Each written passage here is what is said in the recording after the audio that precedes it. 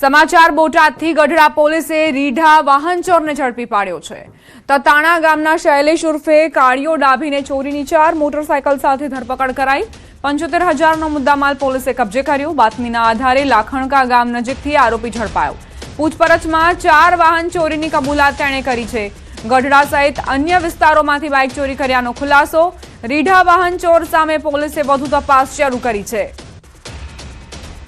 ગઢડાનો આ કિસ્સો કે જ્યાં ચોરીની 4 મોટરસાયકલ સાથે એક વ્યક્તિની ધરપકડ કરવામાં આવી છે, તેનો ગુનાહિત ઇતિહાસ સર્ચ કરતા જ એ જાણકારી મળી પોલીસને કે આ વ્યક્તિ એ રીઢો ગુનેગાર છે। રાજકોટથી સમાચાર ગણેશ મહોત્સવને લઈને કડક જાહેરનામું પ્રસિદ્ધ કરાયું છે। અધે કલેક્ટર દ્વારા જાહેરનામું પ્રસિદ્ધ કરવામાં આવ્યું। પીઓપી અને 9 ફૂટથી ઊંચી મૂર્તિ પર પ્રતિબંધ ફરમાવવામાં આવ્યો છે। પંડાલોમાં અગ્નિશમન અને સીસીટીવી ફરજિયાત મૂકવાના આદેશ। ઇકો ફ્રેન્ડલી રંગ વાપરવા માટે મૂર્તિકારોને સૂચના અપાઈ છે। ડીજે સિસ્ટમ માપમાં વગાડી શકાશે। સંવાદદાતા અંકિત જોડાઈ ગયા છે વધુ જાણકારી સાથે। અંકિત, ગણેશ મહોત્સવને લઈને કડક જાહેરનામું, કઈ કઈ બાબતો સમાવવામાં આવી છે?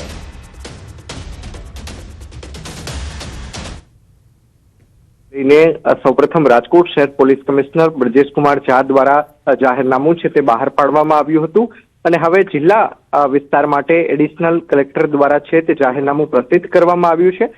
જાહેરનામાની અંદર સ્પષ્ટપણે ગાઈડલાઈન આપવામાં આવી છે। તો સાથોસાથ જણાવવામાં આવ્યું છે કે પ્લાસ્ટર ઓફ પેરિસની અને 9 ફૂટથી ઊંચી ગણપતિજીની જે મૂર્તિ છે, જે પંડાલોની અંદર ખાસ કરીને મોટા પાયે આયોજન કરવામાં આવતું હોય છે, ત્યાં 9 ફૂટથી ઊંચી મૂર્તિ રાખવા પર પ્રતિબંધ છે તે ફરમાવવામાં આવ્યો છે। સાથોસાથ જે જાહેર પંડાલોની અંદર આયોજન થતું હોય છે ગણપતિ મહોત્સવનું, તે પંડાલોની અંદર અગ્નિશામન જે સાધનો છે તે રાખવા ફરજિયાત છે। તો સાથોસાથ મોટી સંખ્યામાં જ્યારે દર્શનાર્થીઓ છે દર્શન કરવા આવતા હોય તેને લઈને સુરક્ષાની તકેદારીના ભાગરૂપે સીસીટીવી કેમેરા લગાવવા પણ ફરજિયાત રાખવામાં આવે છે। તો સાથોસાથ મૂર્તિકારોને પણ સૂચના આપવામાં આવી છે કે તેઓ ઇકો ફ્રેન્ડલી રંગ છે તે વાપરે, જેથી કરીને પર્યાવરણને નુકસાન ન થાય। અંકિત, આપ જોડાયેલા રહેજો અમારી સાથે। રાજકોટ મહાનગરપાલિકાના પાણીના લેબ રિપોર્ટને લઈ કારસ્તાન। બેક્ટેરિયાયુક્ત પાણીનો લેબ રિપોર્ટ 1 મહિનો છુપાવ્યો। વેબસાઇટ પર 2025માં એપ્રિલ પછી જૂન મહિનાનો રિપોર્ટ ચડાવવામાં આવ્યો। મે 2025માં પાણીના 22 સેમ્પલ ફેલ થયા। અંદાજે 9 લાખ લોકોને દૂષિત પાણીનું વિતરણ થયું। વેસ્ટ, સેન્ટ્રલ અને ઈસ્ટ ઝોનમાં સેમ્પલ ફેલ થયા છે। ઝાડા ઉલટી જેવા રોગોનું વધ્યું જોખમ। દર મહિને 1100 જેટલા પાણીજન્ય રોગના કેસ નોંધાયા છે। એપ્રિલ 2026માં પણ પાણીના 13 સેમ્પલ ફેલ ગયા હતા। સુપર ક્લોરિનેશનના દાવા વચ્ચે આ સવાલો ઉઠ્યા છે।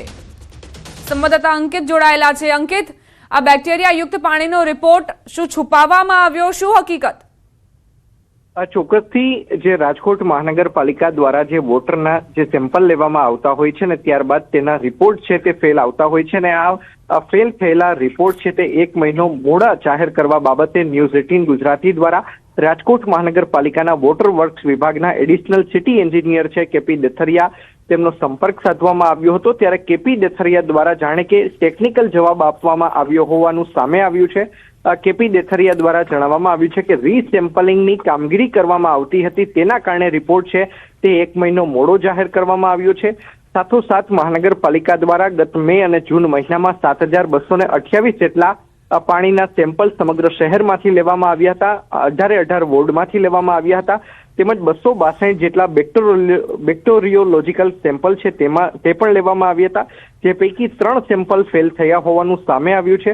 અને આ 3 સેમ્પલ છે તે રાજકોટ મહાનગરપાલિકાના વોર્ડ નંબર 1ની અંદર આવેલી અક્ષરનગર સોસાયટી, અમિતનગર સોસાયટી અને કૈલાસધારા સોસાયટીના સેમ્પલ ફેલ થયા હોવાનું છે તે સામે આવ્યું છે। અને સમગ્ર મામલાની જાણ મહાનગરપાલિકાને થતા તાત્કાલિક અસરથી આ 3 સોસાયટીની અંદર જે પાણી વિતરણ કરતી જે પાઇપલાઇન છે તે પાઇપલાઇનની રિપેરિંગની કામગીરી છે તે પણ હાથ ધરવામાં આવી હતી ને ત્યારબાદ ફરી પાછો રિપોર્ટ છે તે કરવામાં આવ્યો છે।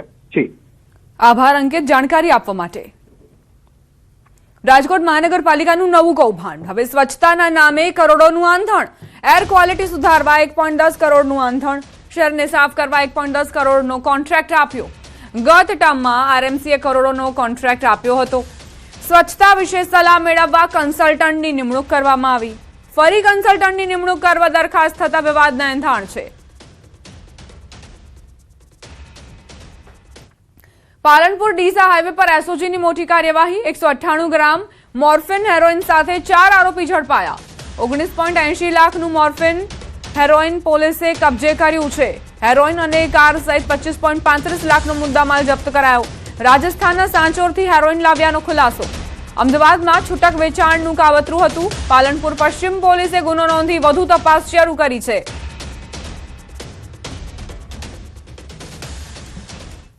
આજે કેબિનેટની બેઠક કોમનવેલ્થ ગેમ્સ ગ્લાસગો વિઝિટને લઈને ચર્ચા કરાશે મંત્રીઓએ નાયબ મુખ્યમંત્રીને અભિનંદન આપ્યા હર્ષ સંઘવીએ કેબિનેટ બેઠકમાં મુખ્યમંત્રીને બેટન અને ધ્વજ સોંપ્યો કોમનવેલ્થ ગેમ્સ 2030નો બેટન અને ધ્વજ સોંપ્યો પીએમ મોદીના જન્મદિવસની ઉજવણીના આયોજન પર મંથન અતિવૃષ્ટિથી અસરગ્રસ્તોને સહાય અંગે નિર્ણયાત્મક ચર્ચા કરવામાં આવશે પૂરગ્રસ્ત વિસ્તારોની સ્થિતિની સમીક્ષા પણ થશે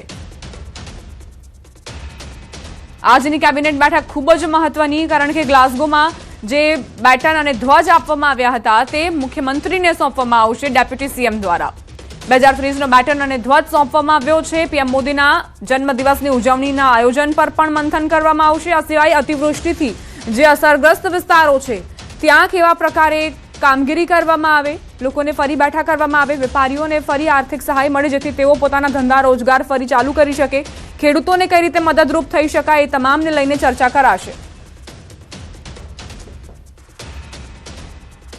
મહીસાગરથી સમાચાર લુણાવાડામાં મહાકાય મગરનું રેસ્ક્યુ કરાયું છે લુણાવાડામાં શહેરી વિસ્તારમાં મગર દેખાતા અફરાતફરી મચી જે હોસ્પિટલ પાછળ રહેણાંક વિસ્તારો નજીક મહાકાય મગરના રેસ્ક્યુ દરમિયાન વિડીયો સામે આવ્યો ભારે જહેમત અને મહેનત બાદ મગર પર કાબુ મેળવવામાં આવ્યો હતો રેસ્ક્યુ કર્યા બાદ મહાકાય મગરને રહેણાંક વિસ્તારથી દૂર પાનમ નદીમાં છોડવામાં આવ્યો સ્થાનિક લોકો રાહતનો શ્વાસ લીધો છે શહેરી વિસ્તારમાં મગરનું આગમન થતા લોકોમાં ભયનો માહોલ જોવા મળ્યો છે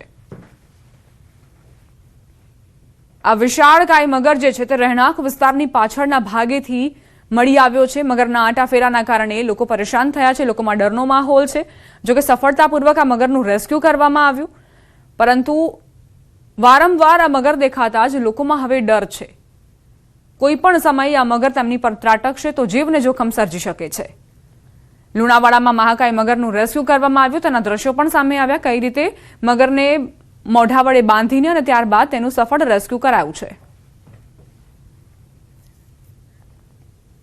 જમ્મુ કાશ્મીરના કુલગામ જિલ્લાના ઉપરવાસના વિસ્તારોમાં ભારે વરસાદના કારણે જનજીવન પ્રભાવિત છે અનેક વિસ્તારોમાં લોકોને અવરજવરમાં મુશ્કેલી પડી રહી છે પરિસ્થિતિની સમીક્ષા કરવા માટે તંત્રએ અસરગ્રસ્ત વિસ્તારોની મુલાકાત લીધી હતી અધિકારીઓના જણાવ્યા મુજબ પીર પંજાલ પર્વતમાળાના ઉપરવાસમાં ભારે વરસાદથી સ્થાનિક નાળાઓમાં પાણીનું સ્તર ઝડપથી વધ્યું છે હાલ સુધી કોઈ જાનહાની કે મિલકતને નુકસાન થયાના અહેવાલ નથી વહીવટી તંત્રે સ્થિતિ પર સતત નજર રાખી છે અને નદી નાળા તેમજ નીચાણવાળા વિસ્તારોમાં રહેતા લોકોને સાવચેત રહેવાની અપીલ કરી છે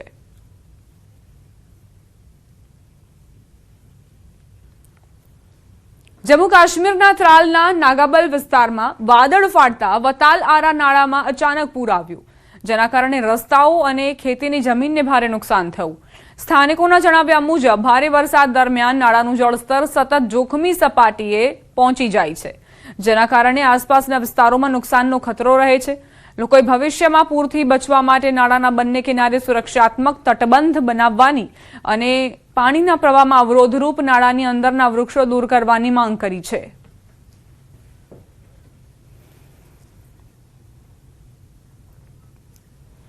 પ્રાદેશિક સમાચારો પર કરીએ નજર મહેસાણાથી માનવતાને ઝંઝોડી નાખે તેવી ઘટના સામે આવી વર્ષો સુધી મંદિરમાં નિષ્ઠાપૂર્વક સેવા આપનાર કાંતિભાઈ ગોસ્વામી અને તેમના પત્ની આજે ઉંમરના અંતિમ પડાવમાં ખુલ્લા આકાશ નીચે જીવન વિતાવવા મજબૂર છે પરિવાર અને સમાજનો સહારો ન મળતા તેઓ પલાવાસણા ઓવરબ્રિજ નીચે આશરો લઈને રહી રહ્યા છે જોકે આવી મુશ્કેલ ઘડીએ સીઆરપીએફના જવાનોએ માનવતાનું અનોખું ઉદાહરણ પૂરું પાડતા દરરોજ 2 ટાઈમનું ભોજન અને જરૂરી સંભાળ આપી વૃદ્ધ દંપતીનો સહારો બન્યા છે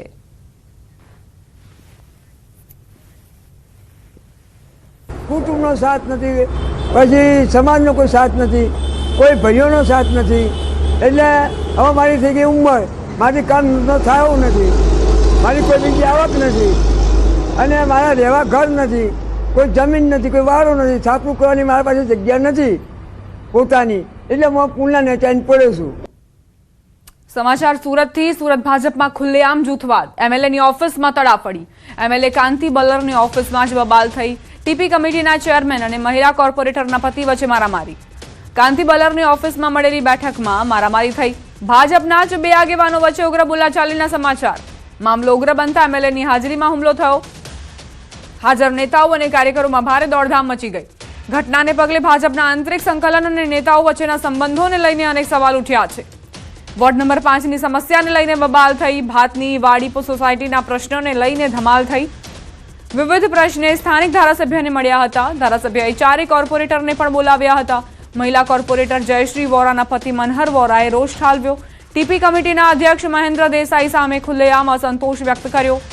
મનહર વોરાએ આરોપ મૂક્યો કે વોર્ડમાં યોજાતા અનેક સરકારી અને જાહેર કાર્યક્રમોમાં અન્ય ચૂંટાયેલા પ્રતિનિધિઓને યોગ્ય સ્થાન આપવામાં નથી આવતું.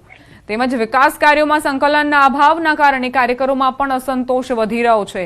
આ આક્ષેપો બાદ મહેન્દ્ર દેસાઈએ પણ તેનો કડક વિરોધ કર્યો હતો.